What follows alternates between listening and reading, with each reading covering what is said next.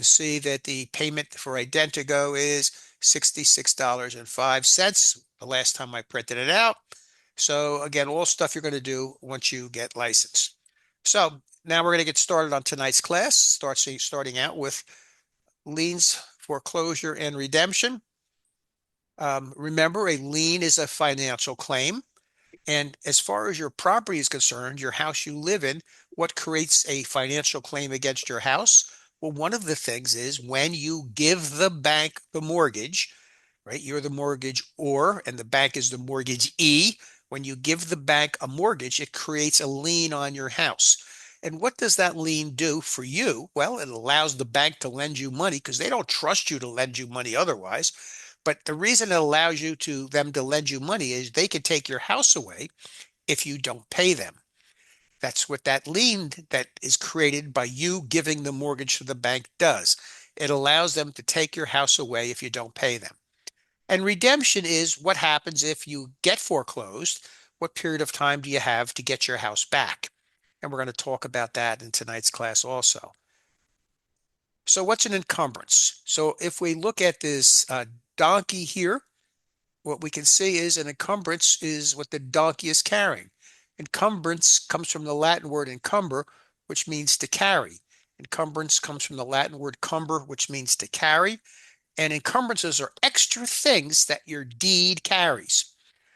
So remember, when we talk about our ownership of real property in New Jersey, because we're an allodial state and we transfer real property by deed, part of your natural rights with your real property is your bundle of rights. And encumbrances are things that limit or take away or restrict certain rights that are within that bundle of rights. So that's what an encumbrance is, something extra that your deed carries. And you could have encumbrances that take away your timber rights. Maybe you'll have a restriction that keeps you from building homes.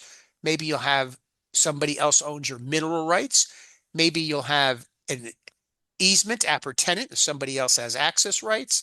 And your right to sell or not to sell is another one of your rights, all part of your fee simple bundle of rights. And what a encumbrance does is it limits or takes away one of these rights of your fee simple ownership. Encumbrances can come in all different types. They can come in use encumbrances like easements, and we can have an easement in gross or an easement appurtenant. Easement appurtenant has a dominant and a servient estate. We can have deed restrictions. We can have public restrictions such as zoning ordinances. We can have private restrictions or neighborhood schemes or deed restrictions that are contractually originated. We can have encroachments, is when some of your real property is on somebody else's land or somebody else's real property is on your land. Now, all of those are what we call use encumbrances. They affect the use of the property. So these are all use encumbrances on this side. Now let's see, we've got a comment here. So let's see what it is. Okay, check it in. Good job. Now, on the other side, on the right side, is liens, and liens are always financial encumbrances. Liens are always financial encumbrances. So we have use encumbrances and we have financial encumbrances. And why is a lien an encumbrance? Because you could end up losing your house because of a lien on your house. You could end up losing your house because of the lien. All different types of liens that we're not going to get into. Um, many of them are very antiquated and obsolete, and many of them are used, all the time. Um, but the liens we're going to worry about are things like a mechanic's lien, when a contractor does work on your property and you don't pay them, like a lien that's created by a mortgage that allows the bank to take your house if you don't pay them, like a lien that's created by a judgment, like if you get sued and you don't pay the person who won a judgment against you, that could create a lien against you. So judgments are type of liens. So again, an encumbrance is a right to, an interest in, or a legal liability on property that does not prohibit passing title on this property, but may diminish its value. Encumbrances are classified in several ways. They could be financial, that's liens, or non-financial, that's use encumbrances. They also may be divided into those that affect title or those that affect the use and the physical condition of the property. And again, lots of different types of encumbrances, security interest, liens, servitudes, easements, wayleaves, real covenants, profits, apprendi, leases, restrictions, encroachments, errant subsurface rights. Also, those considered as potentially making the title defeasible or encumbrances. For example, charging orders, building orders, structural alteration. And finally, we're going to remember that an encumbrance is a charge upon or a claim against land arising out of a private grant or a contract. Those are all things that are encumbrances, things that restrict to some extent your fee simple bundle of rights, or give away part of your fee simple bundles of rights, or let somebody else use one of those sticks out of your bundle of your fee simple bundle of rights. Now, we've got another thing that's not quite a lien, and that's a lis pendens. In New Jersey, a lis pendens is the first public record that somebody's getting foreclosed. Lis pendens is Latin for litigation pending or, or a lawsuit pending. Excuse me for just one second. Or a lawsuit pending. And why is that important? We're going to look at that in a minute, why that's important, because it's a good place to look when you're trying to find properties that you might want to try to get a listing on. Common uses of lis pendences are quiet title actions, mechanics liens, foreclosures, and part of divorce proceedings, usually when there is a house that is in one party's name but is owned by a husband and wife. In every action instituted in any court of the state having civil jurisdiction or in the United States District Court for the District of New Jersey, the object of which to enforce the lien upon real estate or affect the title to real estate or a lien encumbrance thereof.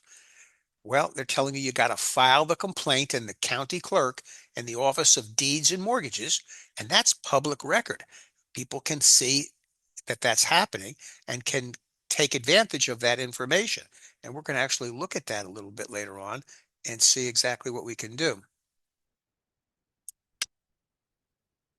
All right, so this is encumbrances and liens and foreclosures. Let's talk about, when does foreclosure begin? So you bought a house, you gave the bank a mortgage, you're the mortgagor, the bank got the mortgage, they're the mortgagee, and now you didn't make your payments, and now you didn't make your payments. Our laws in New Jersey say that once you miss three or more payments, that they have to initiate foreclosure. But they can initiate foreclosure just when you miss one payment. So, but they could initiate foreclosure just after one missed payment. But they have to start foreclosure process after three missed payments. The first thing you do is you're going to file a complaint under New Jersey Fair Foreclosure Act. Now, before you can actually file that complaint, there's certain things that the lender who lent you the money, who has the lien, must do. They must send the homeowner, registered mail or certified mail, a notice of intent to foreclose. This is one of the most important protections that the Fair Foreclosure Act gives to homeowners. That way the homeowner can know that they're being foreclosed. The lender must send at least 30 days, but not more than 180 days before filing complaint.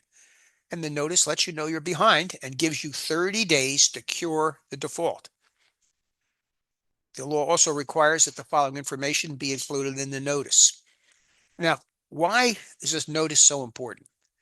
Because if you've got more than one lien, if you've got a first mortgage and a second mortgage, whoever is filing the lien, the deed is going to be returned to the condition it was in prior to that lien being created.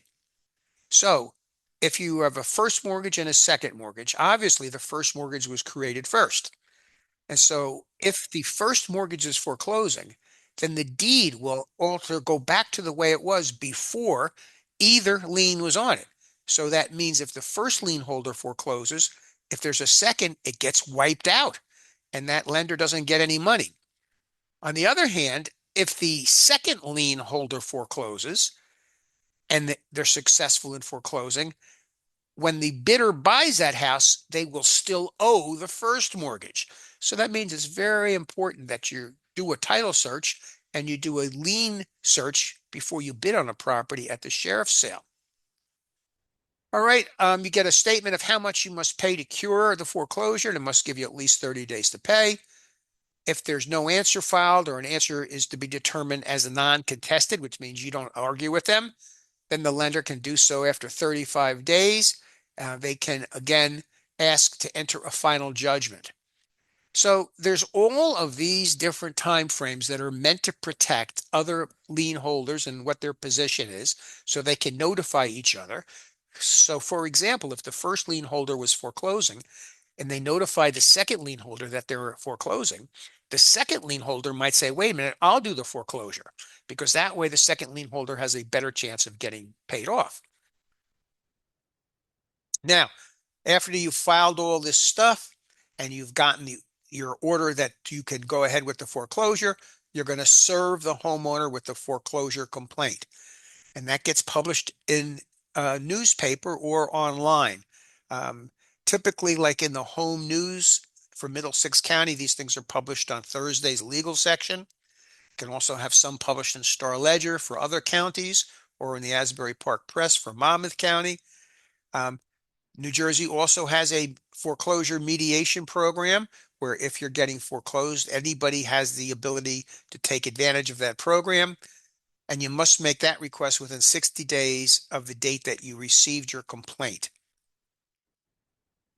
Certain times they will not be permitted to participate in the mediation program if you don't file within the 60 days unless you have exceptional circumstances. The mediation program does not stop the foreclosure process from continuing. And finally, you've exhausted all those time frames. Your home is scheduled for a sheriff's sale. And they've recently changed the rules on this. It used to be you could get two-week delays by paying a fee. You get two-week delays. Now you can get 2 1-month delays instead. Each one of those delays, you have to pay the sheriff's department $56. So it's not much money to get a month or 2 months worth of a delay. And again, the officer of the lender can make up to 5 adjournments, two at the request of the lender, two at the request of the debtor, and one if both debtor and lender agree to the postponement. We're going to talk about how important that is later on, also for certain things.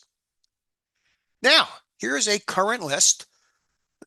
This is the top of one page of about 10 or 15 of the sales that are scheduled in Middlesex County.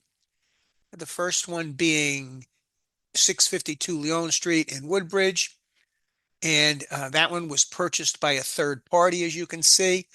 On 319, we had one that was had a bankruptcy, which dismissed it until the federal courts can determine whether or not the house is an asset in terms of the bankruptcy. Let's see, we've got one coming up. Next one we have coming up is on 617. That's on 90 Mayberry Ave or 80 Mayberry Avenue in Monroe.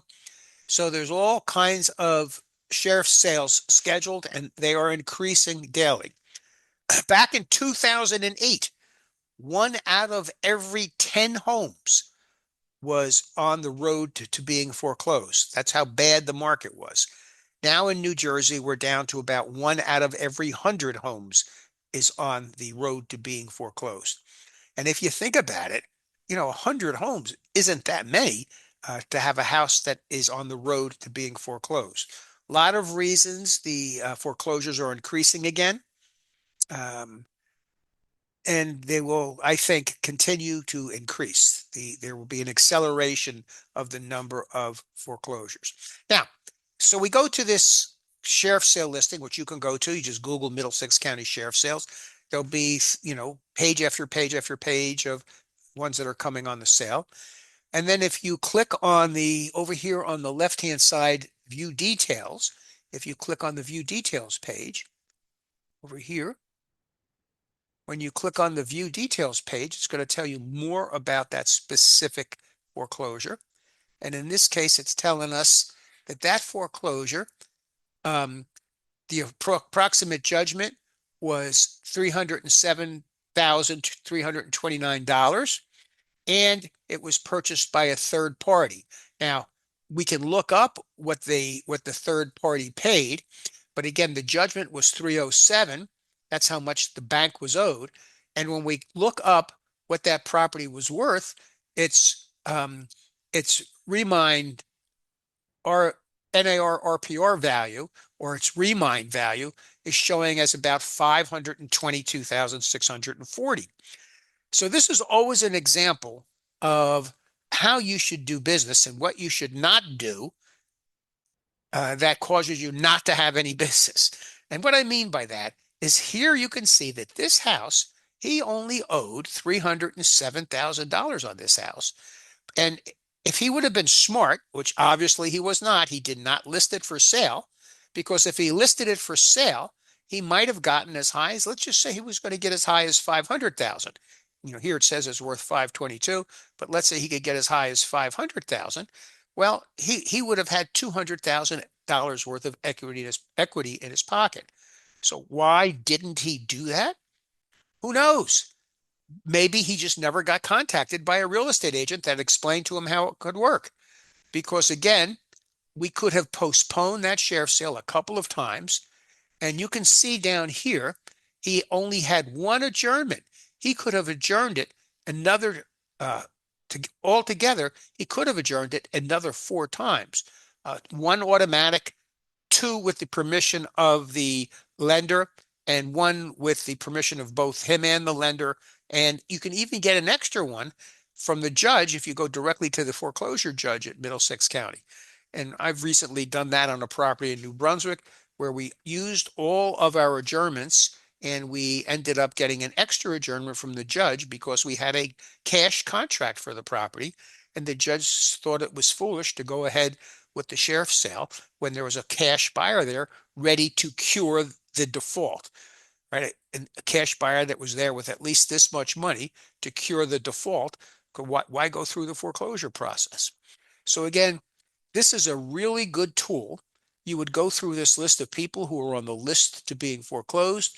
You would look up their details. You would look up what their property is worth, and you would start contacting them to see if they wanted to use you to sell their home. And in this case, again, he would have been much better off to list his home and let us sell it than he would have been to get foreclosed or get it purchased at the sheriff's sale. Now, we don't know how much it got purchased for at the sheriff's sale. In the event it got purchased for more than 307, let's say at the sheriff's sale it got purchased for 400,000. That's $93,000 extra, and that is called equity of redemption.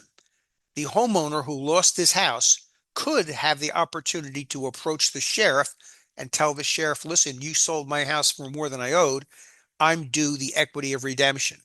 But the sheriff doesn't do that automatically. You have to go to the sheriff and request that equity of redemption. And listen, guys who flip properties are buying these all the time. But another way to make money off of the list is to approach those people and say, why don't you list your house for sale? Now, let's say what happens if you went to the sheriff's sale and you wanted to bid on this property. In New Brunswick, in Middlesex County, the sheriff's sales are at New Brunswick, and the sheriff's sales are held every other Wednesday. And when it gets busier, which it will, they'll be held every Wednesday. When you go to the sheriff's sale, if you're the winning bidder, let's say somebody did buy this for 400,000. If you're the winning bidder at 400,000, you have to have 20% of the money there at the sale. So if you won the bid at 400,000, you would have to have $80,000 and you have it in bank checks and you turn it over to the sheriff, then that becomes part of your down payment. If you don't close, you risk losing that $80,000. When you purchase a house at the sheriff's sale, it's 20% of the winning bid to the sheriff right there. You don't have an opportunity to do any inspections. You don't have an opportunity to do an environmental studies or environmental issues. You have to accept the property with whoever is in it. If the previous owner is in it, you can foreclose because legal action is something that terminates his rights to be in the house. If there's a tenant in there, a legal action has priority over a tenancy, and the legal action would allow you to evict the tenant, but you still have to do it. The tenant doesn't automatically have to leave and the owner doesn't automatically have to leave.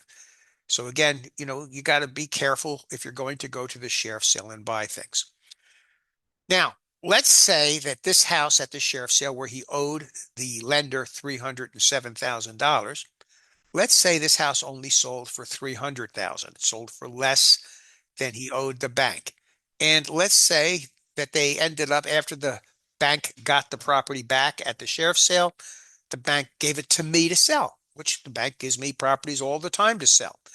In that case, they're going to pay me a commission and they're going to have some costs in order to, have utilities on in the house, etc. And whatever the bank ends up spending, it goes towards how much money they're losing, right? Because if they only sold this house for 300, they lost 7,000. Plus they have this cost of paying me a commission, 15,000. Now they're up to 22,000 plus carrying costs for the house. They might be up another 10,000.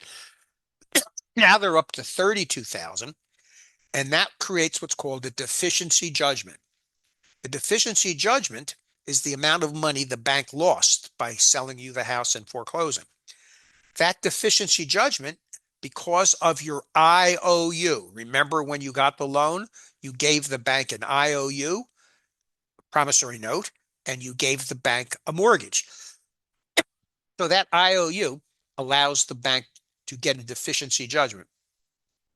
In New Jersey, there are some protections for homeowners who lose their homes, and the lender may not be able to enforce the deficiency judgment under certain circumstances. But that's one of the reasons why, if you're in danger of losing your home, it might be better to let your real estate agent do a short sale.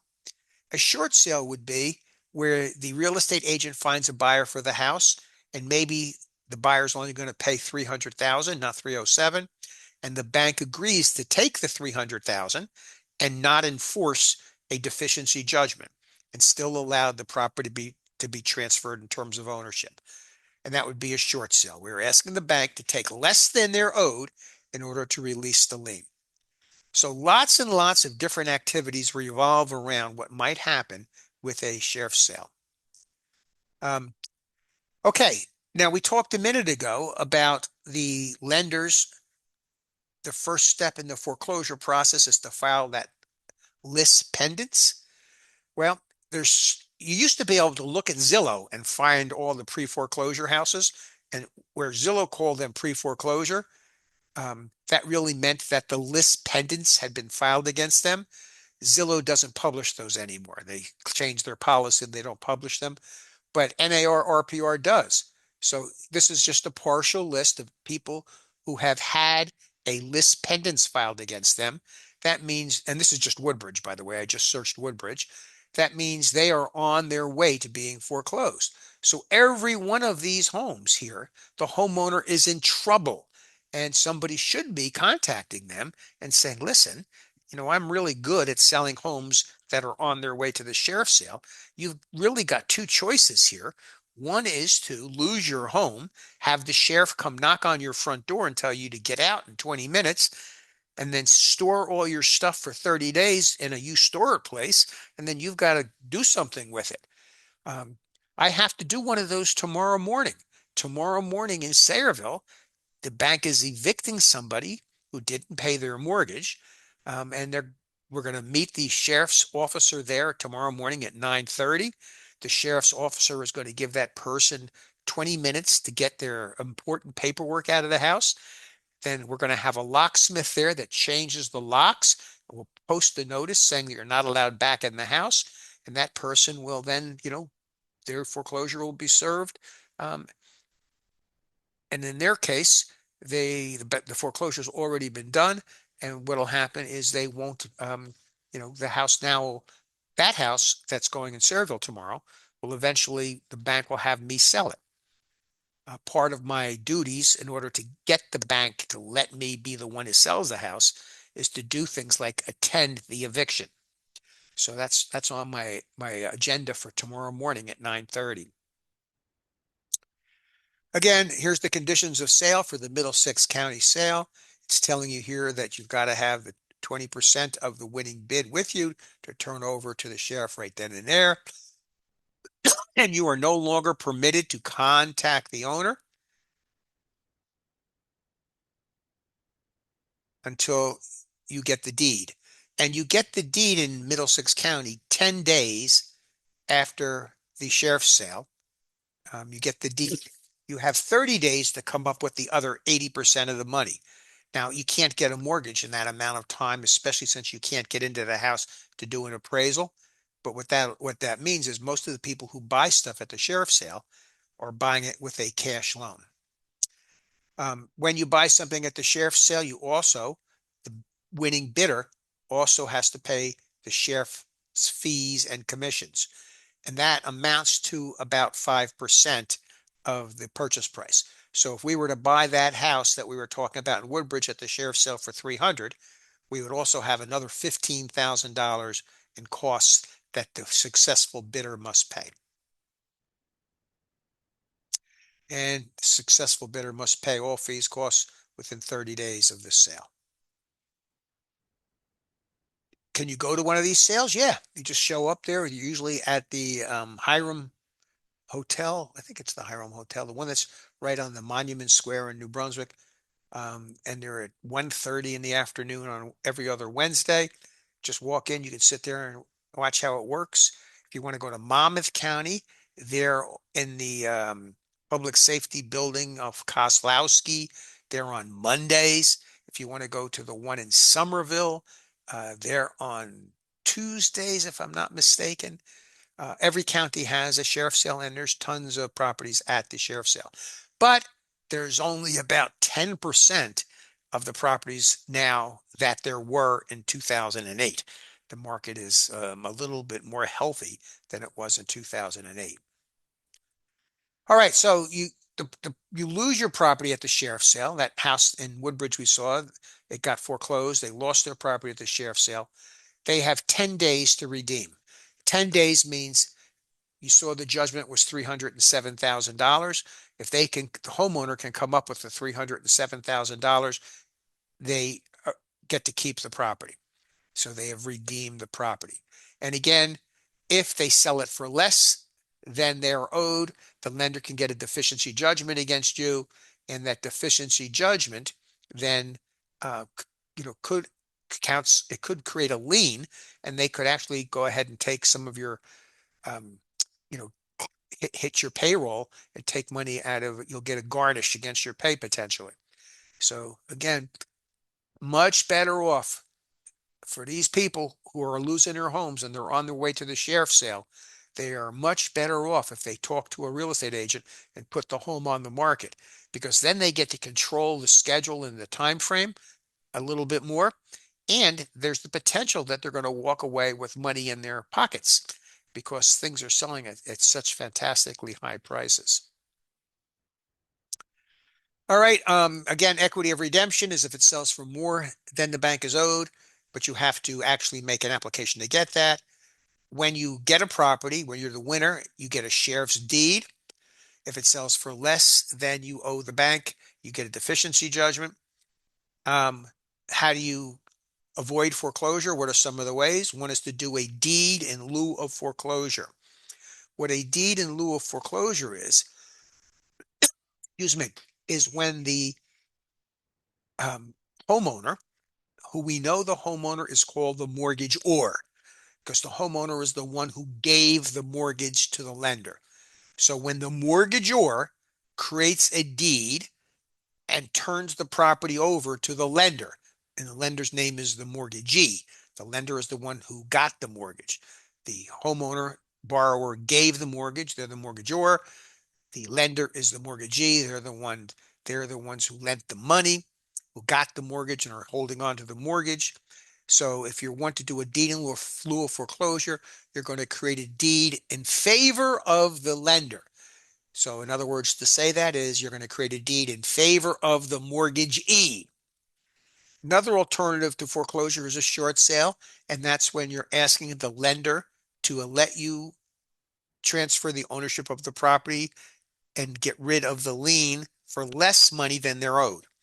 And back in 2008, 2009, this was probably 50% of all transactions had an element of a short sale. Now you might have one out of every 100, maybe leaving a little bit more than that.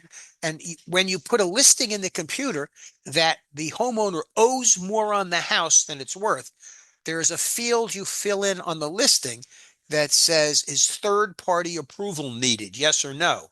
And third party approval means in order for you to sell the house, does the buyer have to make an offer that's accepted by the seller? And then the bank has to approve it as a third party that they're willing to settle for less money than they're owed. Hence the word short. They're short of the full amount of money they're owed. The remarkable thing about short sales is the lender is still going to pay your commission because here's what the lender knows. If they foreclose, they're still going to have to pay me a commission to sell it. So they might as well, if you can create a short sale, if you can put together a short sale, they might as well pay you a commission because then that's that much quicker. They can have the money back in their grubby little hands. There's also a rule or a law called the Service Members Civil Relief Act. That law makes it harder to foreclose on active duty military personnel and gives them more time and more rights in terms of notices and more rights in terms of redress to get their mortgage maybe modified, or maybe they would put some of the monies owed onto the back end of the loan. So there are some other potential relief for active military duty. The thing on the bottom is what they post on your door, and they're going to post this on your door twice, each within a 2-week period before the sale. So, it's embarrassing. Well, your neighbors are going to see it. Um, and they're going to put your name in the newspaper. That's embarrassing. Well, your neighbors are going to see it. And sometimes it's much better to go ahead and do a short sale or a deed in lieu of foreclosure instead of going the whole way through the foreclosure route. Now, why do people go the whole way through the foreclosure route? Well, the lady that we're evicting tomorrow has lived in the house for 5 years without paying her mortgage. She was very good at all of the gimmicks and loopholes, so she was able to have judges keep giving her stays of the foreclosure and then stays of the eviction. So she hasn't made a mortgage payment in 5 years. Now, what's going to happen is she'll be evicted, but she had the benefit of living in that house for 5 years, and it probably was at least a $2,000 a month rental. So if you figure $24,000 a year for 5 years, she got $120,000 worth of benefit from living there. So, sometimes the circumstances where somebody gets foreclosed and gets evicted or heartbreaking. And sometimes it's just a business decision that somebody made because it was more financially viable for that person to stay in the house without paying the mortgage and risk getting kicked out after some amount of time. And it took 5 years. All right. Um, Next thing we're going to talk about is your taxes. You know, what are the saying used to be? There's only two things you have to die. There's only two things in life you have to do: die and pay taxes. And we all know that you have to pay real estate taxes in New Jersey.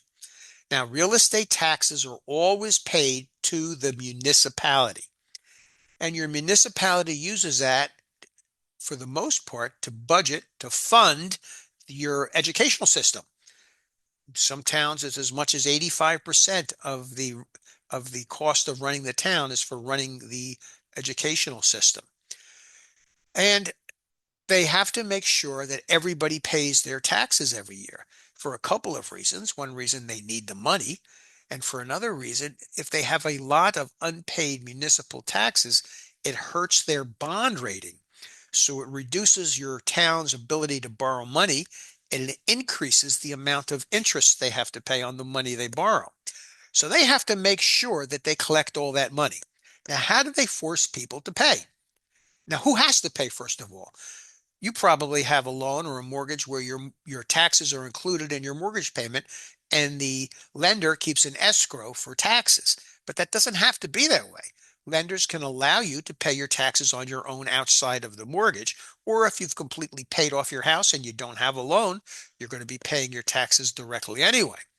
And people, for whatever reason, sometimes choose not to pay their taxes. Since your municipality needs that money, Since your municipality needs that money, by law, they are allowed to, in the 11th, after the 11th day of the 11th month, by law, they are allowed to hold an auction and ask investors to pay your taxes for you. So on the 11th day of the 11th month of the fiscal year, and your fiscal year could end June 30th, or it could end December 31st.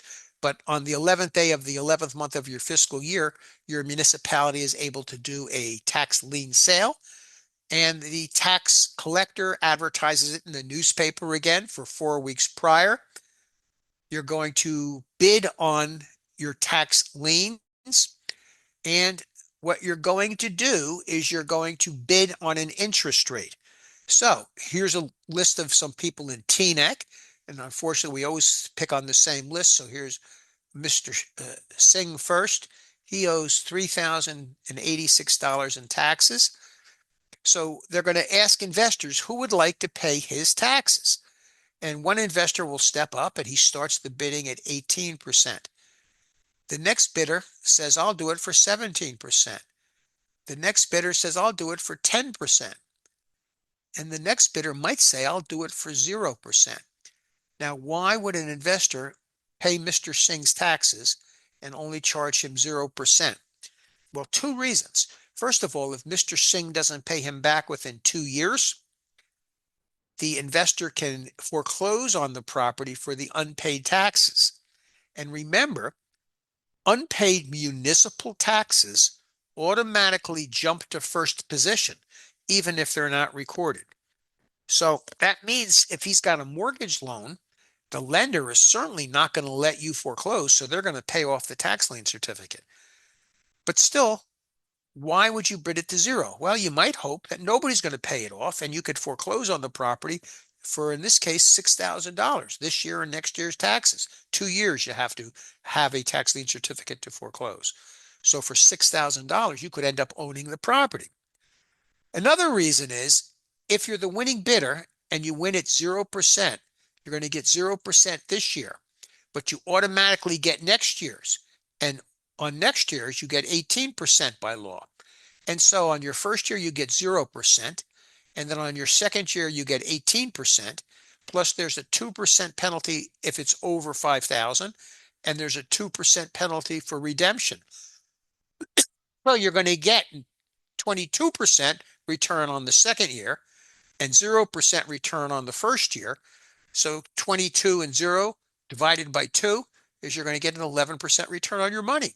And if you don't get paid back, you're really happy because you can foreclose on the house for the unpaid taxes. And so these tax lien certificate sales, I used to do these I've been doing them for 30 years. 30 years ago, there was the same five guys there at the sale, all bidding and just bidding against each other, and we wouldn't really bid the interest rates down. Everybody would get all the liens at 18%, and you'd play a game. Hey, if you don't bid against me, I won't bid against you. That's not the way it works anymore. The way it works now is the big hedge funds are in there, and the big hedge funds sometimes buy every single tax lien the municipality has to offer. But you can go to these tax lien sales and sit in. What I like about this tax lien list is all these people who are on this list are behind in their real estate taxes, and they are in danger of losing their properties. And when their properties go to the tax lien sale and a winning bidder bids on their property, that winning bidder has to file a lien against them, right? You've got to file a lien. The winning bidder has to pay for the lien and file the lien. You get reimbursed for that from the homeowner when it's redeemed. But that lien then gets a notice gets sent to the lender. And then the lender says, we're going to accelerate your loan now because you've promised to pay your taxes. You didn't, so we're going to accelerate your loan. Also, a letter gets sent to the homeowner saying you may be in danger of losing your house because of this tax lien certificate. So that is a really good time to market to everybody. 2 weeks after the sale is a really good time to send everybody a letter saying, hi, I'm a really great real estate agent. And if you ever need to sell your house quickly, please give me a call because I'll be able to get you top dollar with the least amount of time and stress. You're not calling these people up and saying, hey, guy, I see you got a tax lien certificate. Ha, ha, ha. Let's sell your house. No, you're going to call them up and say, hey, let's go ahead and if you're thinking of selling, I'm the guy to call without letting them know you know that they're in trouble. So again, this list, towns have hundreds and hundreds of people. In Edison, this has about 1,000 people on it. So you've got about 1,000 people that you can mark down as somebody who may find it necessary to sell their house sometime now or in the future. Or you could also go and bid on some of these, and you'll be bidding them down to zero or zero with a premium, and you'll get your 11% return over 2 years.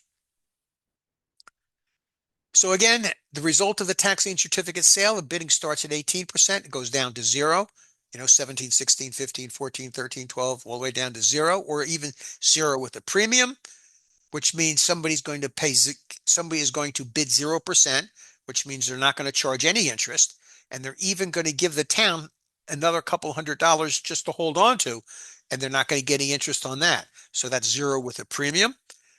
If they don't pay you back within 2 years, the lien holder can foreclose for just the unpaid taxes. And sometimes you'll have a property that nobody will bid on. In that case, the municipality is required to buy the tax lien certificate. And if the municipality buys the tax lien certificate, it's called in rem. Now, remember, we had to hold a normal tax lien certificate for 2 years before we could foreclose. If there is an in rem certificate, you only have to hold it for 6 months. So here's another market for you. Because when a town has to buy the in rems, they don't want the property. The town doesn't want to foreclose against its citizens. So the town will quite often sell you, if you ask, the in rems at a discount price. And instead of having to hold them for 2 years, you only have to hold them for 6 months. If you watch stuff on the internet and you look at how to make money doing housing, every now and then you'll find people who are going to teach you how to buy these tax lien certificates. You already know everything now, so you don't need to spend $12,000 to take the course. All you need to do is to go to one of the sales and see how it works. Simple, simple, simple. All right, liens can also come from other sources, like a mechanic's lien. Somebody does work on your house and you don't pay them, they can file a mechanic's lien. It's an involuntary lien. They don't need your permission. And it's a specific lien. That lien can only be filed against the property they did the work on.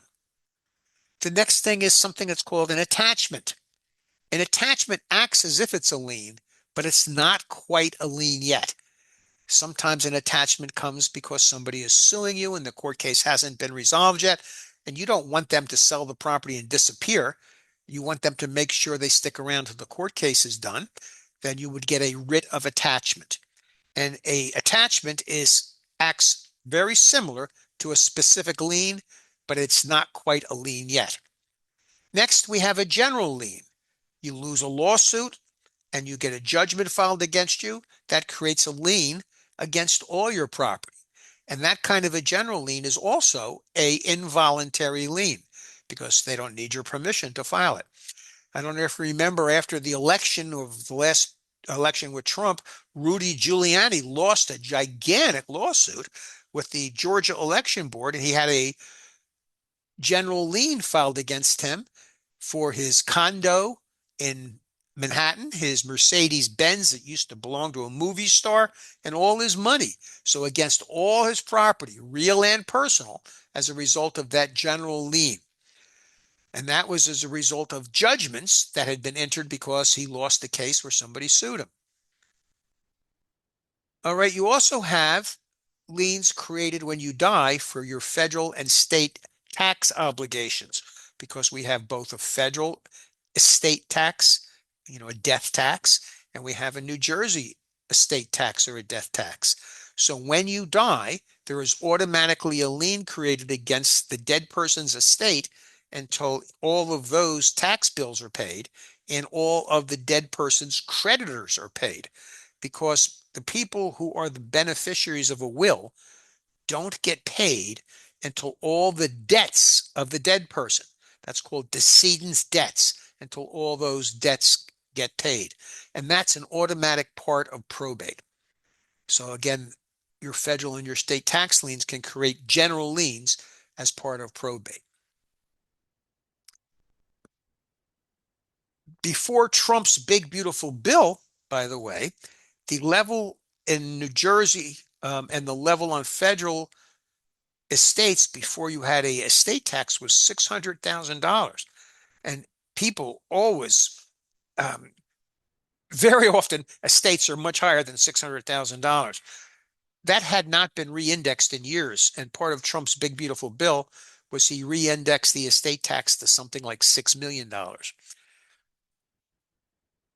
All right, so on this chapter, a quick review.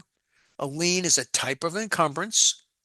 It's always money, always money. It can be voluntary, like a mortgage. A mortgage is a voluntary lien.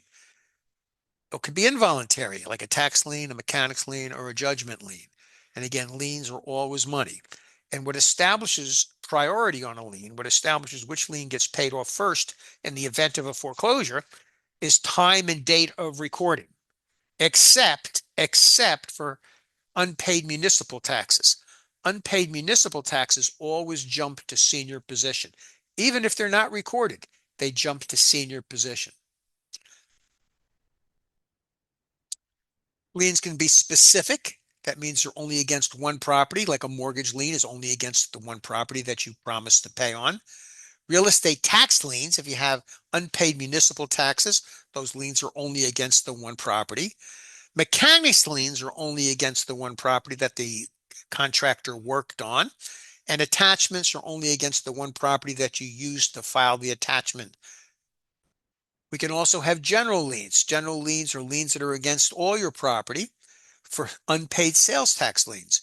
Remember from the chapter on contracts that you have to file the bulk transfer forms 10 days before closing so that the state of New Jersey has the ability to make sure that the seller has paid off all of their state excise and sales type taxes, etc. And that creates a general lien for your unpaid sales tax liens. You could also have a general lien that's created by an IRS lien. You don't pay your IRS taxes, the IRS files a lien against you, goes against all your property.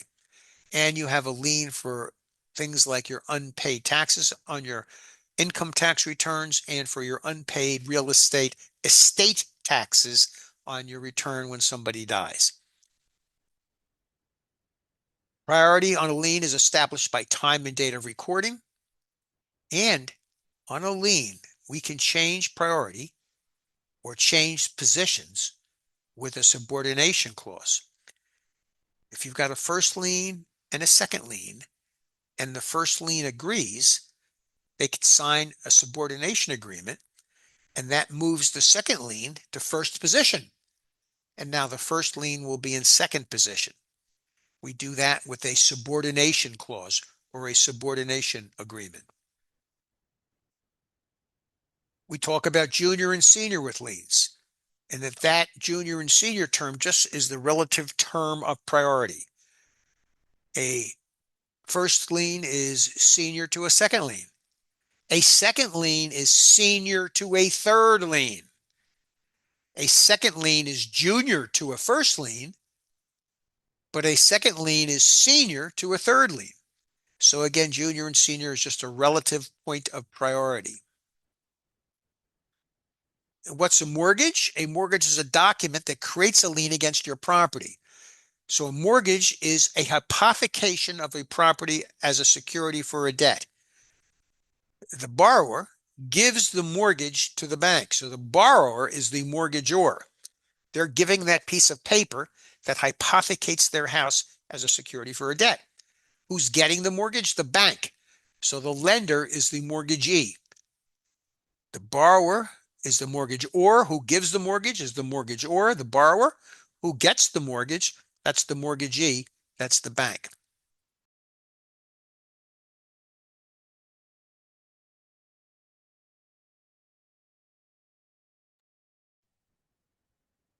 Unpaid municipal taxes always jump to senior position, and they don't have to be recorded to be in senior position. Why? Well, they just want to give a break to unpaid municipal taxes. It's just governments taking care of each other.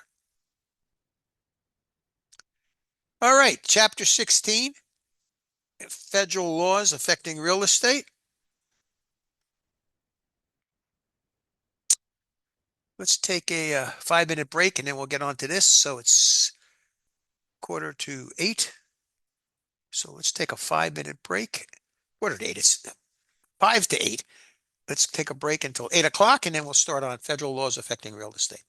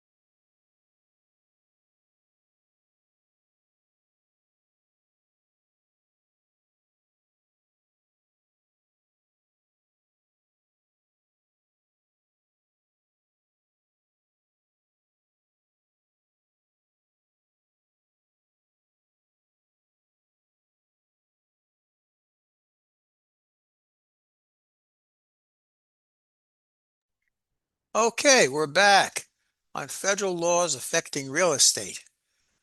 Um, Today, on the airplane flight back, I was looking on Audible for books to read on the plane, to listen to, and I wanted a book that was exactly 2.5 hours long, because that's how long the flight was. And I got a book on laws and how many laws are created every day. And it's insane how many laws are created in the United States every day. Um, the amount of laws that we have in our legal code now for the United States is incredibly, incredibly too many. And in the state of New Jersey, we're one of the worst states for laws, but we're going to have to learn some laws in order to pass the test. And these are the most important ones that we're going to go over. So the first is the Truth in Lending Act. It was signed as part of the Consumer Protection Act. Truth in Lending Act of 1968 is a federal law designed to promote the informed use of consumer credit by requiring disclosures about terms and the costs to standardize the manner in which the costs associated with borrowing are calculated and disclosed. And this is actually administered through what they call Regulation Z. It protects consumers in their dealings with lenders and creditors, mandates disclosures of specific pieces of information before extending credit. Part of what it makes the lender disclose is the APR, the annual percentage rate, the term of the loan, and the total cost to the borrowers. Other required disclosures are the identity of the lender, the creditor, the payment schedule, if there's any prepayment penalties. We talked about those the other night in the chapter on mortgages. If there's any insurance charges like PMI or MIP, if there's any late payment penalties, if what is the description of the collateral on a loan? And the collateral on a mortgage loan is your house. That's the collateral. What are the demand features? And we talked about those acceleration features, like not paying your taxes, not repairing your house, not keeping an insurance. Any prepaid finance charges, if they're going to charge you points. Remember, prepaid interest, that's points. And this law requires a cooling off period. So there's a 3-day period of rescission that includes Saturdays. Remember, attorney review is 3 business days, not including Saturdays, Sundays, or holidays. On the Truth in Lending Act, there is a 3-day period of rescission that includes Saturdays. Now, why does it include Saturdays? Well, because this law actually applies to things like car loans. And so if you're going to have a 3-day period of rescission on cars, which you can sell on Saturdays, you might as well include the Saturdays in the rescission period time frame. So what does this mean? You fill out a loan application, you're offered a loan, and you say, okay, I'm going to do the loan. You have 3 business days to say, nah, I'm not going to do the loan. And some of the new laws make the guidelines for how close your truth in lending good faith estimates have to be to the actual costs, that in the event they exceed that slight amount of difference they allow you to have, it starts a new 3-day rescission period again, starts another 3-day rescission period again. So the Truth in Lending Act, also known as TILA, is implemented by Regulation Z. It's enforced by the Federal Reserve Board, which had transferred it, by the way, to the Consumer Financial Protection Board, and now it's getting transferred back to the Federal Reserve Board. This is important. It applies to residential loans. Applies to all residential loans, not commercial loans. Contains provisions provided contains provisions related to proper disclosure of terms in advertising. And it tells you the terms must be clear and conspicuous. And anything that they're offering you must be really available. No bait and switch. A lot of ads used to be bait and switch. They would tell you you could get a 5% loan. You'd go there and you'd sign up and it would be a 9% loan. So the terms must actually be available. Certain terms trigger full disclosure of all the terms and conditions of the loan. So here's a loan that 0 money down, 0 transfer tax paid, 0 for a basement, 0 for an upgraded kitchen, 0 for closing costs, all for $11.98 a month. Nowhere on there does it say to a qualified buyer. So you would be reasonable in your ability to infer that that meant you were available. You could get this. but they have to instead, because of those special triggering terms, boom, they have to give all the terms and conditions of the loan in the fine print at the bottom of the loan. Otherwise, it's illegal. I don't think we got a comment in here. Let's see what our comment is.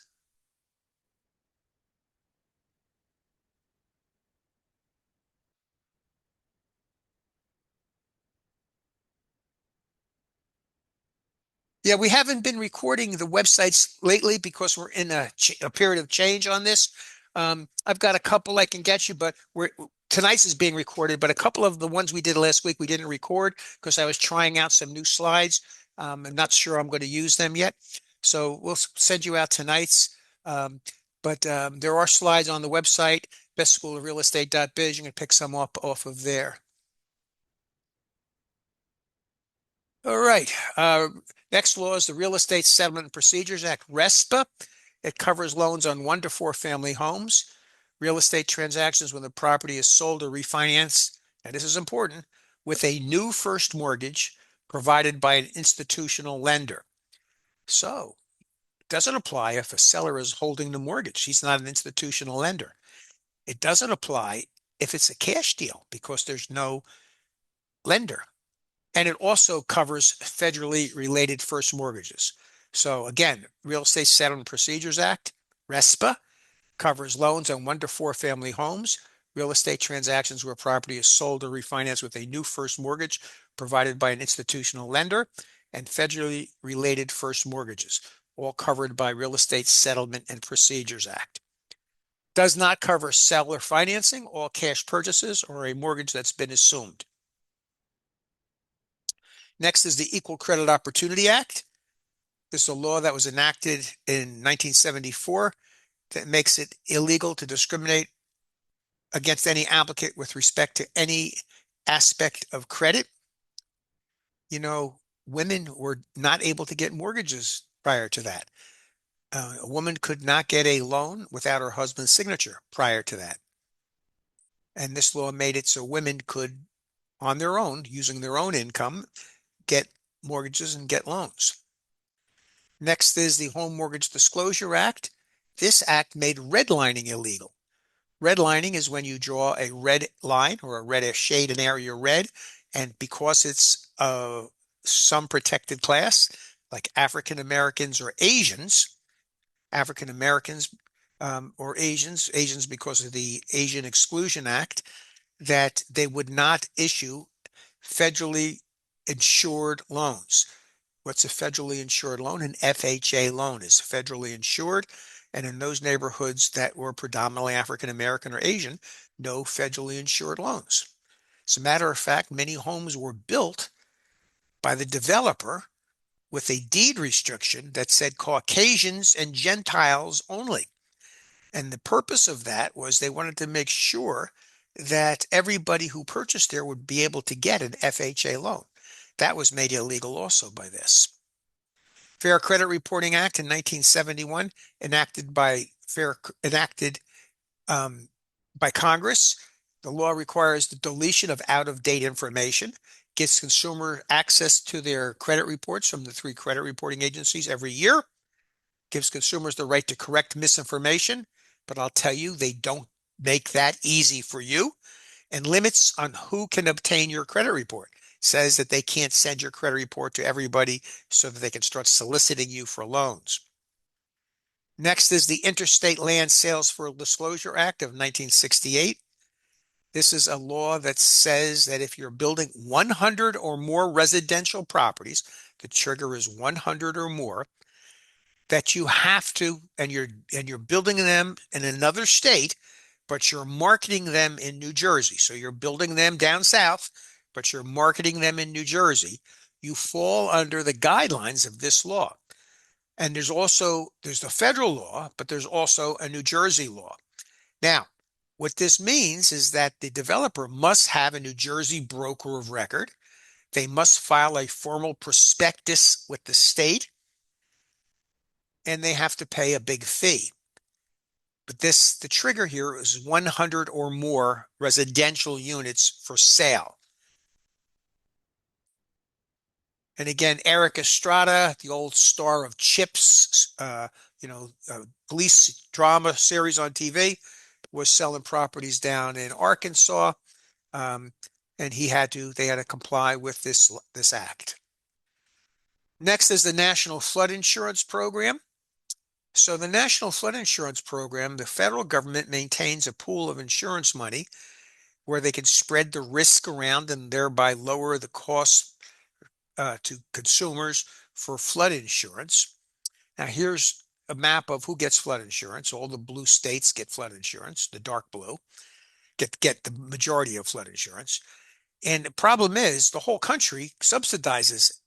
So the white states here, the states that are white colored, they're paying for other people's flood insurance. So it's really kind of unfair. They are redoing how they're doing this now, and you may see flood insurance premiums rise in those states that are prone to floods: California, Texas, Louisiana, Florida, Carolinas, Virginia, um, New Jersey, and New York. Areas that are prone to flooding may have their flood insurance premiums go up. Again, this is a national flood insurance program. Now, when you take a listing, you have to fill out that seller's information sheet. And on the seller's information sheet, the one thing that the seller has to fill out, yes or no, you can't put I don't know, is the property in a flood zone? So you have to learn how to find out if properties are in flood zones, how to look it up. Next thing is the Americans with Disabilities Act. It does not apply to residential housing. It applies to telecommunications, employment, and places of public accommodation and commercial buildings. It does have one tiny place where it intersects with residential, and that is if a person who is handicapped makes a request of their landlord to handicapped accessorize their apartment, if it's a rental, the landlord must allow them to do it at their own expense. The landlord doesn't have to pay for it, but they must allow the handicapped person to make the repair at their own expense. And then at the end of the lease, the property has got to be returned to its original condition. All right, so here's some questions that you may see on the test. Landlord refuses to rent to a tenant because of the tenant's race. Which law applies? And remember, the answer is B, because which law Civil applies? law, civil right. The Civil Rights Act of 1866. Remember, that was right after the Civil War ended. So they gave African Americans, the freed slaves, the right to housing and the right to sign contracts and to own businesses. So Civil Rights Act of 1866. Lender fails to disclose the annual percentage rate, the APR on a mortgage loan. Which law was violated? And it's the Truth in Lending Act, right? It's not Real Estate Settlement Procedures Act. I don't even know what HMDA is or ECOA is. I don't even know what they are, but we know it's the Truth in Lending Act, where you have to disclose, among other things, you have to disclose the APR, the annual percentage rate. Question 3, a real estate broker receives a referral fee from a title company without full disclosure. What law applies? That's the Real Estate Settlement and Procedures Act. No kickbacks. That's no kickbacks. That's a kickback. Question 4, which law requires delivery of the EPA lead paint pamphlet before the purchase of a home built in 1965? And it's C, the lead-based paint hazard reduction. Now, this is a stupid question because it says before 1965. Well, that's obvious because the law says anything built before 1978. But 1965 is built before 1978. So the answer is technically correct. But it's anything built before 1978 has to have the lead disclosure. Question 5, a buyer with a disability installs grab bars in a rental unit at their own expense. And this is called C, modification. And they can modify their unit, but they have to return it back to its original condition. Six, which law prohibits discrimination by lenders based on marital status? And that's the Equal Credit Opportunity Act. That's the one that, said finally we could count women's income. Single women weren't allowed to buy houses, weren't allowed to get mortgages. They could pay cash, but they weren't allowed to get mortgages. Which federal law created standardized loan estimate and closing disclosure forms? And that's TRID. TRID created loan estimate and closing disclosure forms.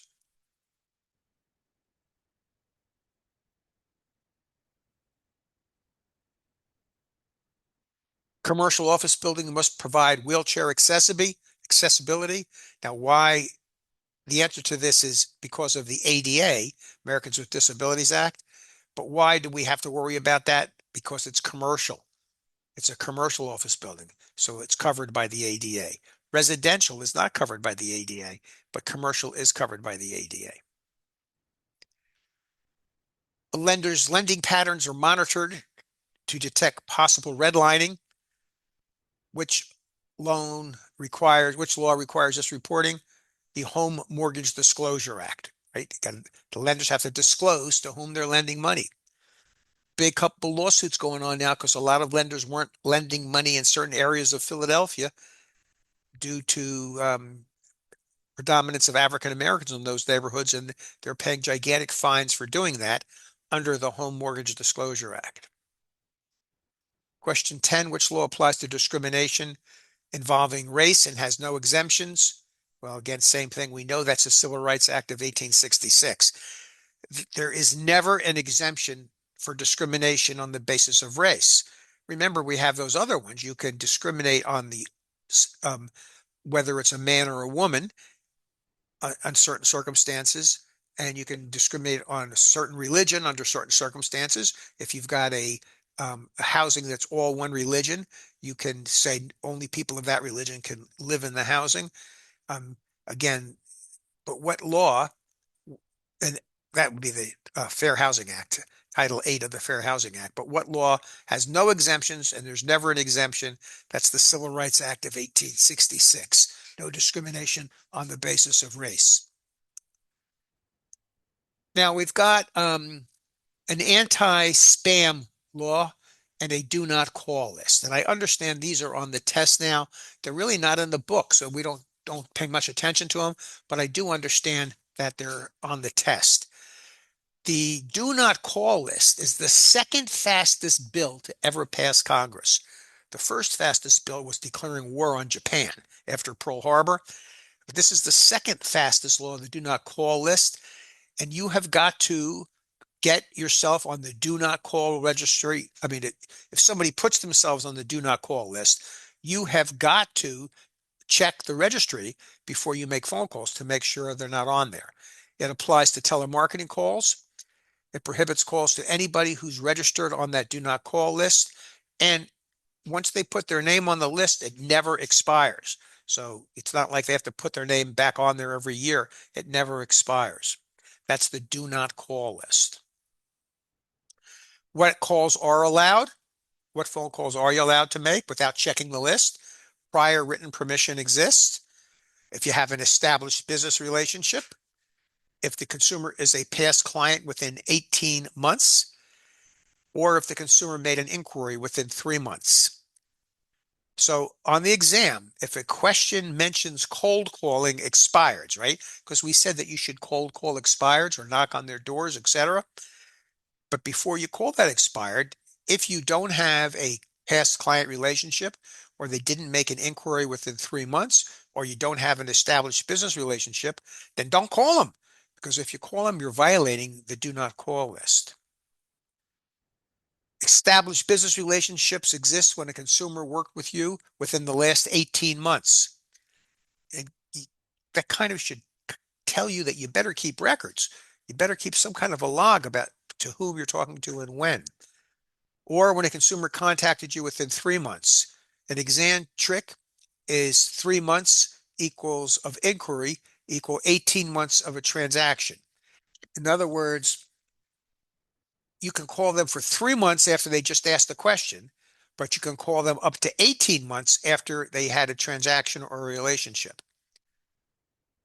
Brokerage must maintain a do not call list. And if they call somebody up and that person says, hey, I'm on the do not call list, don't call me, they have got to honor that request immediately. That's part of their do not call list. The CAN-SPAM Act is about email marketing. It applies to commercial emails, real estate marketing emails.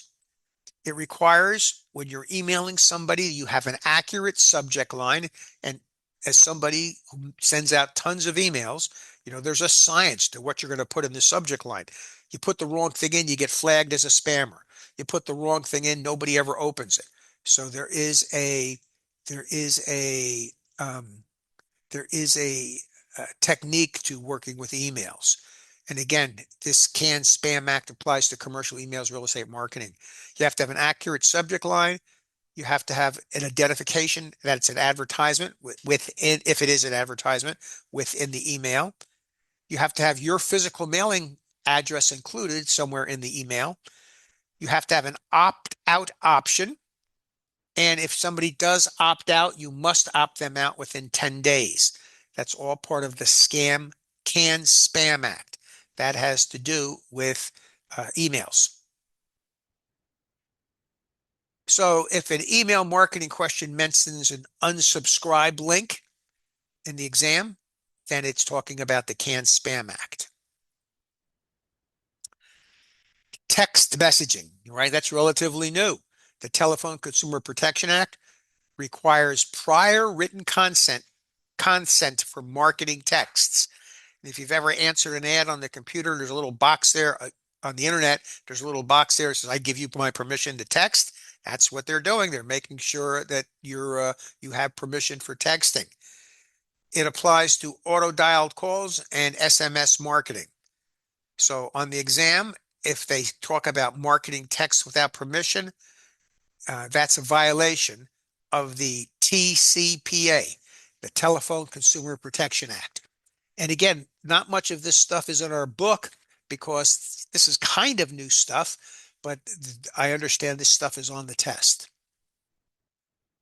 All right, that brings us to chapter 17, real estate marketing.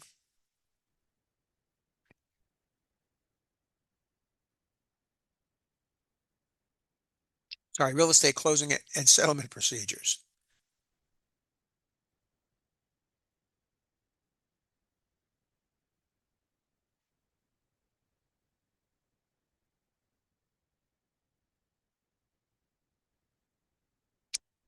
All right, so we're Real Estate Settlement and Procedures Act requires us to have kind of a accounting statement of what happened at closing.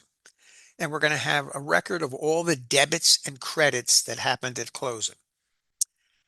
I like to think about a buyer having to bring in a wheelbarrow full of money to closing. And at closing, a buyer's got to bring in collected funds. He can't give a personal check. So he's got to bring in money. It could be a bank check, but it's got to be money. So think about that buyer bringing in a wheelbarrow full of money. Anything that makes that wheelbarrow full of money lighter is a credit to the buyer. Anything that makes that wheelbarrow full of money heavier is a debit to the buyer. And we're going to think about the seller. At the closing, the seller's going to get a check. Anything that makes that seller's check bigger is a credit to the seller.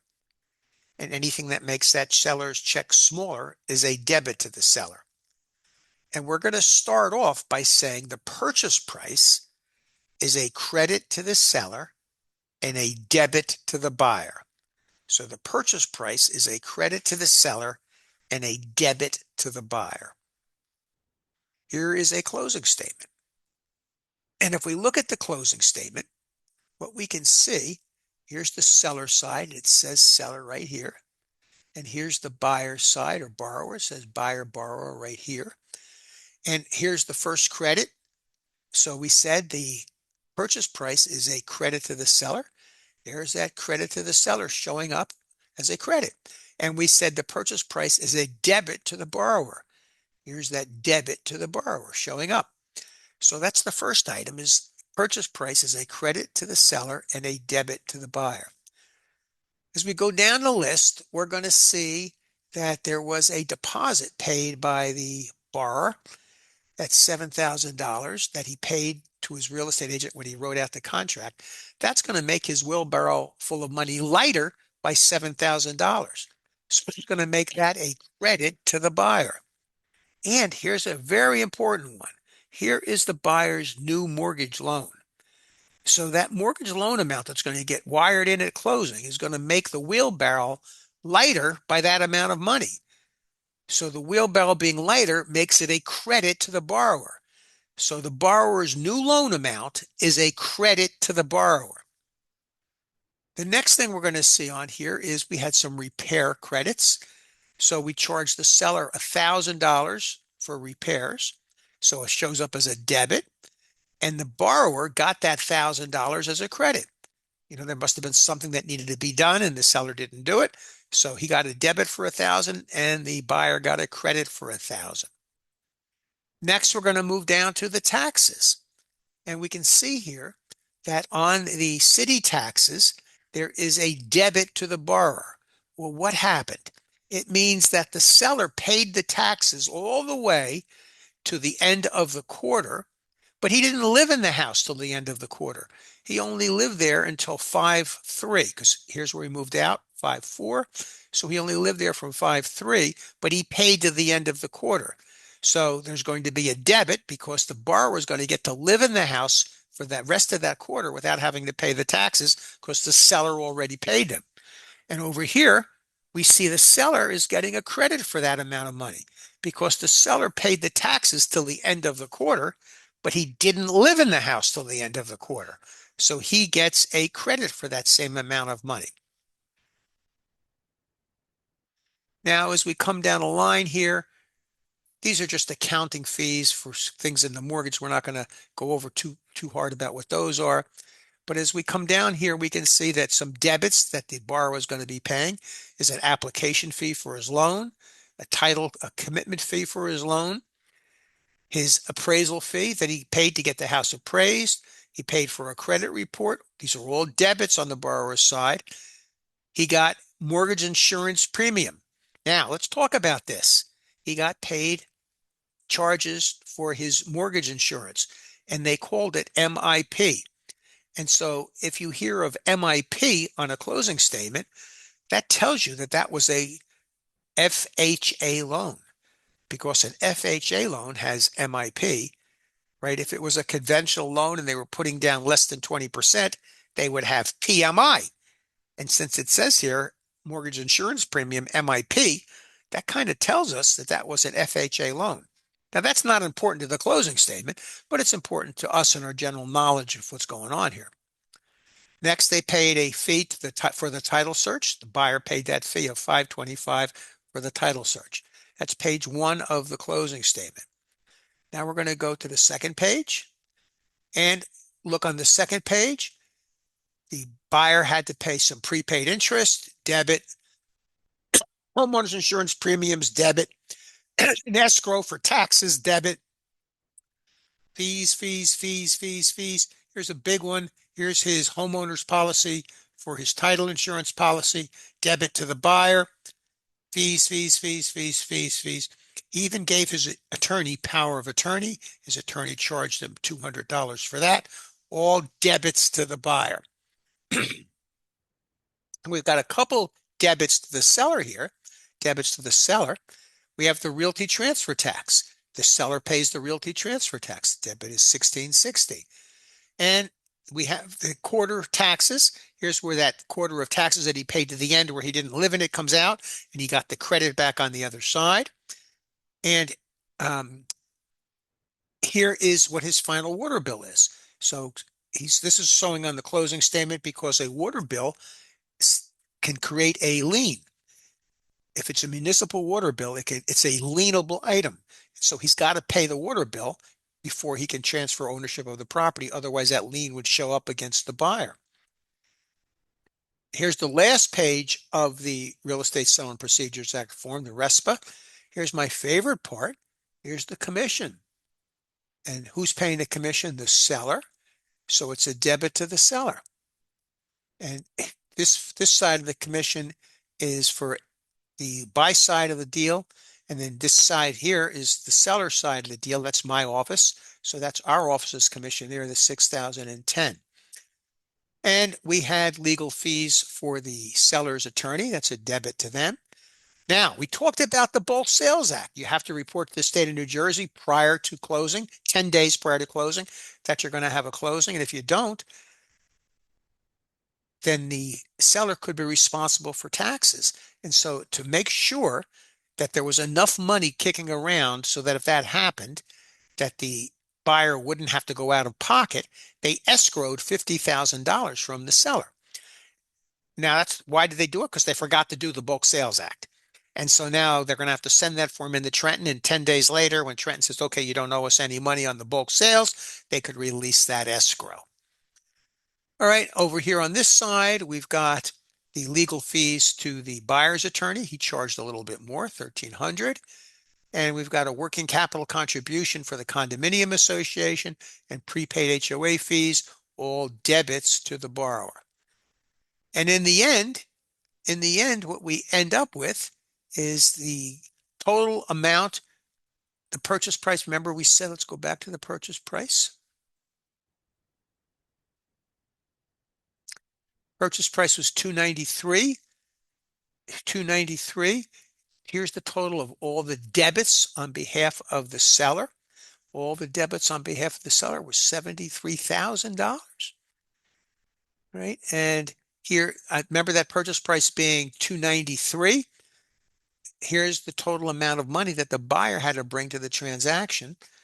The buyers had to bring in from 293 to 309,744.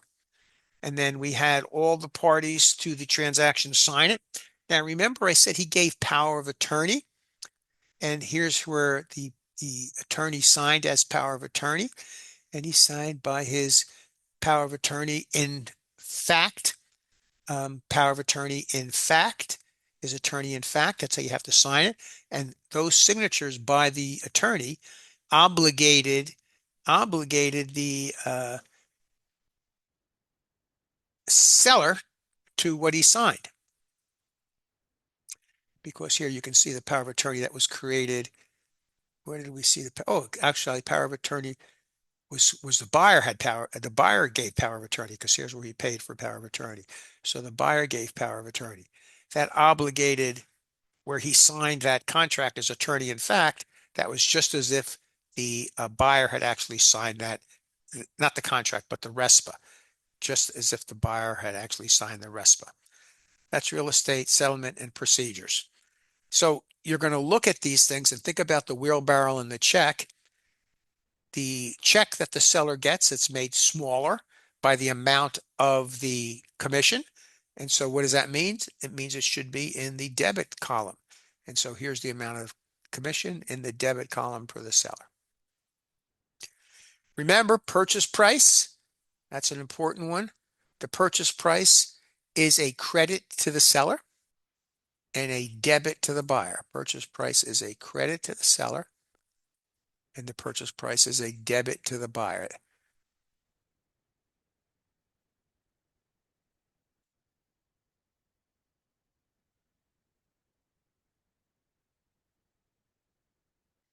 So this is where we're going to start tomorrow. We're going to start on chapter 18 and then do chapter 19. We're going to skip for tonight to chapter 20, anti-discrimination in federal fair housing. So we keep on this discrimination in fair housing thing that we started earlier. This is President Johnson signing the Federal Fair Housing Act, also known as Title VIII. This is the anti-discrimination poster from the state of New Jersey. This has to be posted in all real estate offices. The fine for not posting this is $100. These are the different protected classes between New Jersey and federal.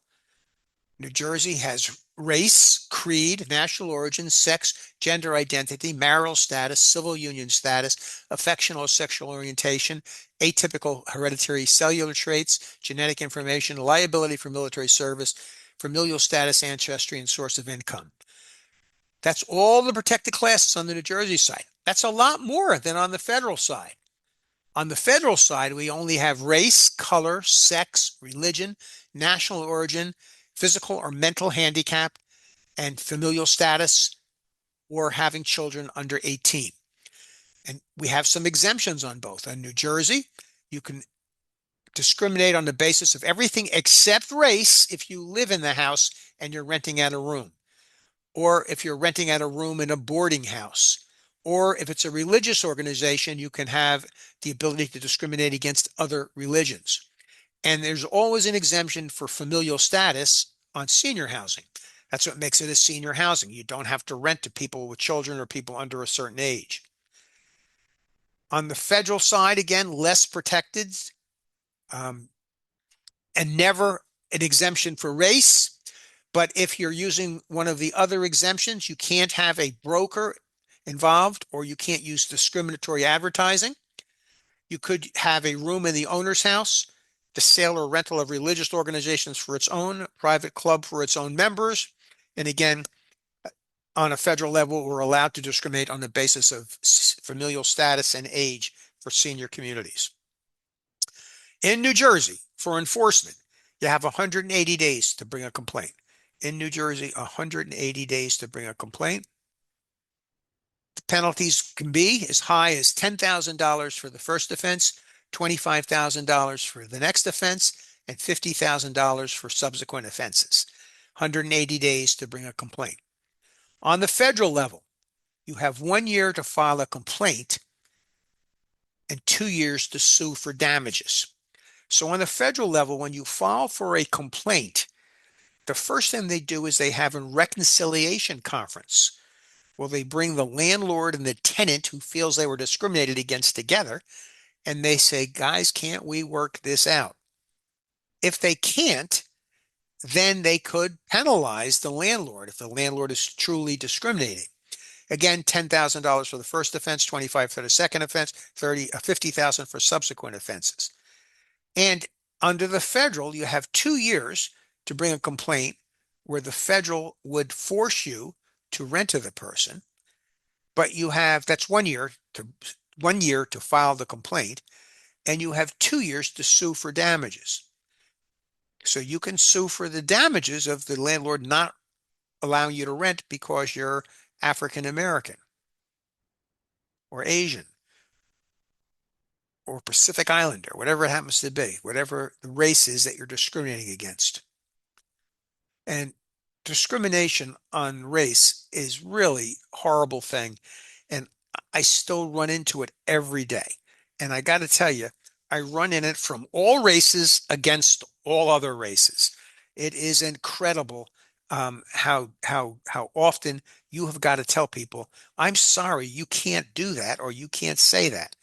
And if you're taking a listing, somebody insists that you do not show their house, let's say to a protected class. Let's say we have on New Jersey, we have civil union status. You're married to a same sex, and you say, I'm not going to sell my house to somebody who's married to a same sex couple. That's illegal, and you've got to refuse the listing. You've got to say, guys, I'm sorry, if you're going to continue to say that, I can't list your house for sale. This is the equal poster. This is the federal fair housing poster. You see the little equal sign in the center. This poster has to be posted in all real estate offices. The penalty for not posting this is it shifts the burden of proof. If you don't have this posted and somebody brings a complaint, you have to prove you did not discriminate. If you do have this posted and somebody brings a complaint, they have to prove you did discriminate. That's a very important differentiation, because who has to pay for the lawyers then is important, and the evidentiary rules for presenting the evidence are extremely different. So again, it's very important to have this equal poster posted in all real estate offices and all rental offices. The enforcement for the Fair Housing Act falls on Housing and Urban Development, HUD, HUD, and they're ordered to be very proactive in their enforcement. So they will send out teams of testers. They'll send out an African American tester to see if a place is for rent. Then they'll send out a white tester of the same financial qualifications to see if the place is for rent, and they'll see if they're treated any differently. They'll also send people in to meet with agents, and they'll see if that agent steers people to a certain neighborhood or away from a certain neighborhood based on their protected class. That would be steering. More than 500,000 housing discrimination complaints have been processed since 1996. What I found really interesting is the majority of fair housing complaints. We'd always think it was on race, but it's not. The majority, 57%, were on disability because that's a protected class, disability. Race was only 19%. So again, by far, the largest group that is discriminated against is people with mental or physical disabilities. And Lyndon Johnson, I don't think he was the greatest president, but he was brave to sign the Federal Fair Housing Act, and it really cost him his ability to run for his last 4-year term. He served less than 2 years after Kennedy was assassinated. Then he served his own 4-year term, which means he could have served another 4 years because it would have been less than 10 years in office. And he chose not to run. Part of it was because of um, the political currency that he lost by signing this law, because so many of the Southern Democrats, who they called Dixiecrats at the time, were very, very, uh, anti-federal fair housing. Let's put it that way. And it cost him a lot of political capital. So, although I don't think he was the greatest president, I think he was a brave one for signing this law. All right. Couple of quick questions. All of the following should be considerations in selecting a tenant for a property, except what? Which is the one that you should not use? And that's the ethnic background of the tenant, right? That's a protected class. Civil Rights Act of 1866, that's the year after the Civil War ended, prohibited discrimination on the basis of race. And there never is an exemption for discrimination on race. There are some exemptions on the other stuff, but never on race. The agency responsible for the enforcement of the Federal Fair Housing Act is HUD, Housing and Urban Development. It is illegal for a lending institution to refuse to make a residential real estate loan in a particular area only because of and it's the physical location of the property. And by that they mean if the property is located in a predominantly African American or Asian neighborhood, if they use that as a criteria for denying the loan, then they're making a redlining violation of the Federal Fair Housing Act. The Fair Housing Act of 1968 is contained in what? And it's the Civil Rights Act of 1968. And that's Title 8. So Federal Fair Housing Act, the part that has to do with discrimination housing, is called Title 8.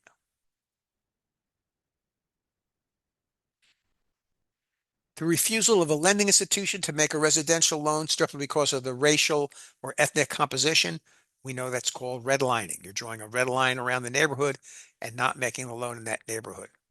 Provisions of Federal Fair Housing Act apply in all states. It's a federal law, so it applies in all states. There are exemptions to some of the fair housing laws for all of the following, except never can discriminate on the basis of race. You can for retirement communities, you can for private clubs, you can for religious organizations, but never for race. Steering is when you lead homeowners away from or to certain neighborhoods based on their protected class. That's steering. Oh, you're Chinese, I'm only going to show you South Edison. Oh, you're Indian, I'm only going to show you Island. Oh, you're from Puerto Rico, I'm only going to show you Perth Amboy. All examples of steering. When a salesperson represents that minorities are moving into the area to get homeowners to sell their property, this is known as redlining. I'm sorry about that. This is known as panic peddling. This is known as panic peddling. It's also known as blockbusting. Blockbusting and panic peddling are when you try to get a homeowner to sell his home by telling him that a protected class is moving into the neighborhood. Hurry up and sell your home in Metuchen because all gay people are moving in. That's a protected class. That's panic peddling. Archie Bunker is a comedy show that used to be on. Number one show for years and years. Archie Bunker's living room chair is in the Smithsonian. I saw it 2 weeks ago when I was there. One of his episodes is known as the Blockbuster. It's season two, episode 8, and it's about a corrupt real estate agent encourages Archie to sell his home for more than its market value because African Americans are moving into the neighborhood. I had a question. Yep.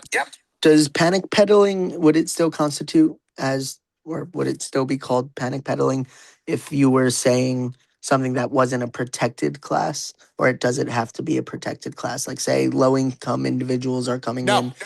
Okay. You got to be careful with no. You got to be careful with the term low income, and the fair housing has interpreted things like safe neighborhood to be a trick word to tell people that it's not diverse. And a high crime area is a trick word to say it's, all one race. So you got to be careful with some of those words that you use. Um, for instance, you could easily say, you better hurry up and sell your house in South Jersey because some big company is going to close a plant there, and there's no more jobs that pay anything there. So for economic reasons, right? But you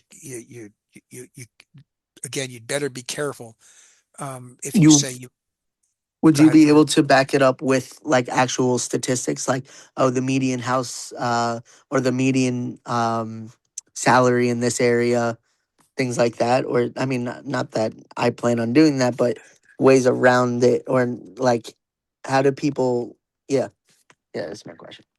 So when we're talking about income, that doesn't really have a direct connection to any protected Huh. class. So you can do things based on income, right? Um, Again, just some of the recent decisions have made it so we can't say safe area or low crime area because they're defining those as terms that are keyword or buzzwords or secret words for the racial makeup of a neighborhood, and it's not fair. Um, but the MLSs actually put out a list of prohibited words, and even further than that, the MLSs, when you put a listing in, they have automatically artificial intelligence looks at your listing and it'll tell you what words you use that may be blockbusting or panic peddling or maybe prohibited terms that have to do with discrimination. One of the funniest ones is in Milltown. I had a property on Church Street and it said my Church Street, the address was a fair housing violation because it said church, right? Because you're not allowed to put like Highland Park, everybody would put in their listings walk to houses of worship. Because if you're Jewish, it's important that you're in the Eruv and you could walk on the Sabbath and push a baby stroller. But that's a discriminatory clause because you're telling people, a lot of the Jewish people live here by putting that in the listing. And so they actually flagged my address on a house as discriminatory advertising because it was Church Street. So, I had to write them a note, say, guys, you better turn down the artificial intelligence a little bit. Um, so again, the MLS and the realtors will put out a list of prohibited words.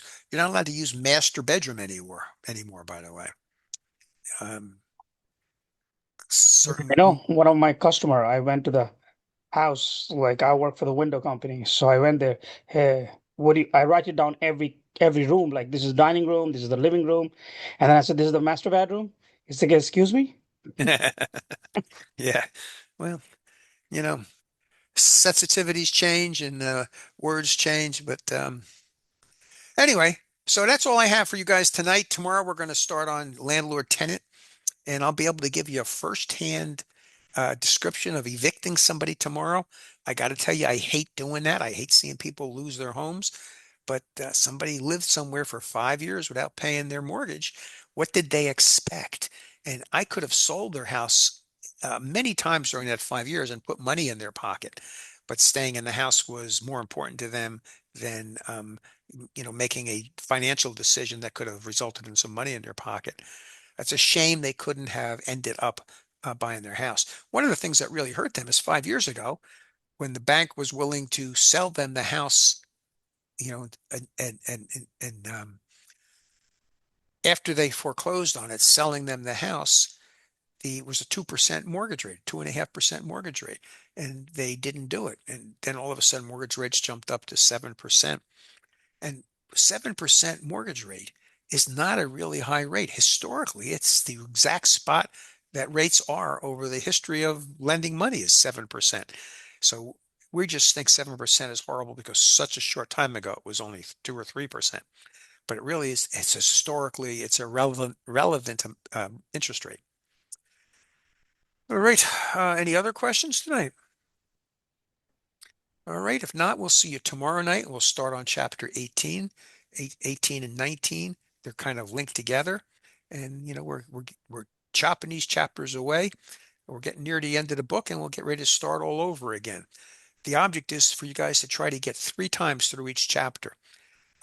What I'm finding is the first time you're hearing all these terms that are brand new. The second time you're kind of learning the terms. And the third time you're interconnecting the different chapters, which is where your real knowledge comes in. I've been working to try to get some specific, like we did tonight, questions that are trick questions on the test and give you some really easy ways to determine what the answers might be. And I'll continue to do my sourcing on those to see if I can build up some more of those type questions for other chapters. And this chapter is being recorded. I will send this one out because I didn't try any really new stuff on this one tonight. So I will send this one out, and we should have the new website. It's up now. We should have it up and running relatively quickly. All right, so that's it for tonight, guys. We'll see you all tomorrow night. Everybody have a nice day tomorrow, and we'll talk about the eviction tomorrow. All right. You too. Master. Take it easy, bro. Night. Oh, Bye-bye. Bruce. Yes, sir. Yes. Um, what's it called? I had somebody. He was waiting to say hello to you, but we were on break and he had to go. Oh, It I'm was sorry. Mohammed. Oh, okay. Yeah, he. I sell luxury watches, and he was in, and he while I was in class, he asked if I was here, and I told him I was in class, and he was like, "Wait, Bruce." So he wanted to That's cool. tell me to tell you to say hi. I thank you. Hey, where do you sell luxury watches? I worked, so I sell watches on my own. Hmm. I do all different brands, but I also am an ambassador for MGI, which is Movado. So all of those like mall watches that you see, Movado, Ebel, Concord, all of those is what I'm officially with. But then on my own, I sell all types of watches. My funny story about Movado watches is every year the realtors tries to raise money for different things. So they sell raffle tickets, right? The realtors. And Okay. if you buy a raffle ticket, you get an extra transaction towards your award level, right? So if you're short one level, you could buy a raffle ticket. If you're short one transaction, you could buy a raffle ticket and it'll push you up. So I always buy raffle tickets because you're never going to know when you need that one transaction to get you to the next level. Yes. So I also had the head of the realtors hate me, and she hated me for no real reason. I never did figure it out. I mean, she despised me, and I don't know why. And she passed away. And so one year they had the auction and they raised the cost of the ticket. They doubled it, but they doubled the level of the prize because they named it after her for her, in memorial for her passing away. And Okay. what brings me to you to make this all tie together is the top prize was a really high-end Movado watch. There you So, go. and guess who won? Was it you? It was me. And I said, she must have been spinning in her grave when she She, heard yeah. that I was the winner. So when you said Movado, it brought It's back one that final story. Yeah, yeah, finger to, yeah. All right. I'll have to talk to you some other night about that. Maybe that Movado watch I gave to my son um, when he graduated from high school, and I'm thinking about getting a watch again. So I want to get a good watch and a beginner's good watch, right? Yeah. Not a fancy. The cool thing about Movado is the companies that they work with. They're the manufacturer for a lot of companies from fashion brands like Hugo Boss and Tommy Hilfiger. And Mhm. then they have Movado Bold, which is like more like $200, $300 watches than Movados. And then they have the brands above them called Ebel, which are a couple of thousand. You know, it depends. That's why like there's a whole range of stuff that they sell, something for everybody. So Cool. if you're ever interested, let me know. Yep. Thank you very much. All right. Of See you tomorrow. course. All right. All Bro, right, Bye take bye. it easy. Bye. Yes. Yes. yeah. So my question is like, I just need like a, if you, because I sell window and doors, right? Hmm. So like exactly, you have like a so many like projects in your you have so many projects, the houses. If you Hmm. need anything regarding for the windows, please let me know. Send me your information. Where do you work? What town? I I can work anywhere. It's whole New Jersey, but I'm in a Patterson, right? And Patterson is my showroom there, and Okay. I'm everywhere. Like whatever you want, Jersey up to Jersey City, I do every single thing. The windows and Send me your patio doors. information. Send me your information. I have people asking me for recommendations all the time. Okay, I'll text you the number. Your number is 908 one second right now. I'll just send it to you. 908 202 202 5738. 57. 908 202 5738. I put it in the chat. Okay. Thank you very much. So All right. I need some help. Yeah, thank you very much. All right. You're welcome. Yeah, All okay, right. take care. Good night. Good night, everybody. Bye.